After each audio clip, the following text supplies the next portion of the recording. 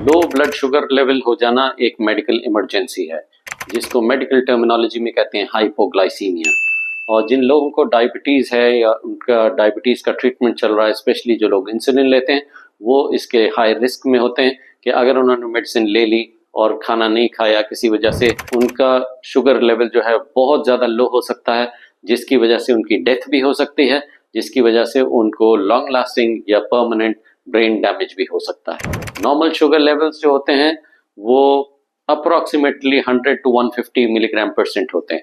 हम low sugar उस वक्त कहते हैं when the sugar level drops less than 70। 70 के नीचे अगर ब्लड शुगर चली जाए तो आमतौर पे इसमें लोगों को सिम्टम्स आने लगते हैं। बहुत से लोग जो ज़्यादा हाई शुगर लेवल के आदी हो चुके हैं, उसको इससे हायर लेवल के ऊपर भी हाइपोग्लाइसीमिया के सिम्टम्स आ सकते हैं। अगर किसी के शुगर लेवल बहुत ज़्यादा कम हो जाते हैं तो उसको ये 5 मेन सिम्टम्स होते हैं।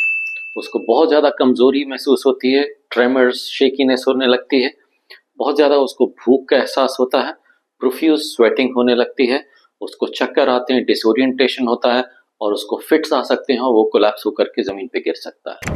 अगर ऐसी सिचुएशन में आप किसी को पाएं तो उसकी मदद करने के लिए आप क्या कर सकते हैं, उसके लिए मैं आपको 5 स्टेप बता रहा हूँ। नंबर 1, इमरजेंसी सर्विसेज को एक्टिवेट करिए और उनको बताइए कि ये पेशेंट को हाइपोग्लाइसीमिया हो रहा है, ये लो शुगर हो रही है, उसकी एग्जैक्ट लोकेशन उनको बताइए ताकि वो आपकी हेल्प के लिए आ सकें। नंबर 2, उनको शुगर या कोई मीठी ड्रिंक या कोई स्वीट खाने के लिए या पीने के लिए दीजिए। नंबर 3, ग्लूकोज जेल्स आते हैं। अगर पेशेंट इस सिचुएशन में नहीं है कि वो खुद खा सके, उसके मुंह के अंदर वो ग्लूकोज जेल डाल दें। अगर ग्लूकोज जेल अवेलेबल नहीं है तो हनी यानी शहद वो उसके मुंह के अंदर पोर कर दें। नंबर 4, ऐसे पेशेंट जिनको हाइपोग्लाइसीमिया यानी लो शुगर का रिस्क रहता है, they should carry glucagon emergency kits.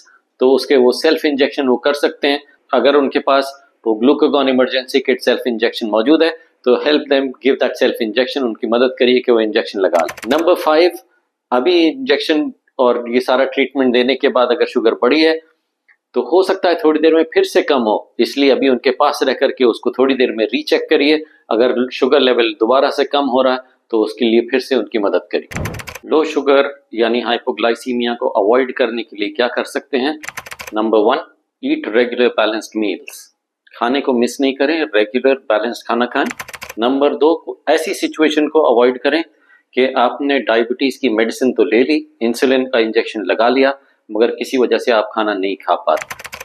अगर कोई ऐसी सिचुएशन आ जाती है तो अलार्म रेज करिए, हेल्प सीख कर लीजिए जल्दी, क्योंकि अनकरीब आपकी शुगर बहुत ज़्यादा लो हो सकती है। नंबर 3, आपकी इंसुलिन का डोज, आपकी एंटी डायबिटिक मेडिसिन का डोज आपके डॉक्टर के मशवरे से उसको एडजस्ट करिए। नंबर 4, आपकी शुगर लेवल को रेगुलरली मॉनिटर करिए।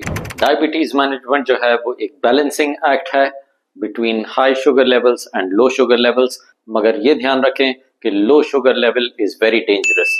It can kill faster and it can cause permanent neurological disability as well. Diabetes वाले पेशेंट्स के लिए ज़रूरी है कि वो अपने साथ अपने बैग में कोई स्वीट, कोई शुगर, ग्लूकोज जेल, हनी या ग्लूकोज मैनेजमेंट ग्लूकागॉन किट साथ में रखें ताकि ऐसी इमरजेंसी आए तो उसको फौरन मैनेज कर सकें। But prevention is always better than cure. This is extremely vital information. इसके जरिए से आप किसी की जान बचा सकते हैं। Have a blessed day people.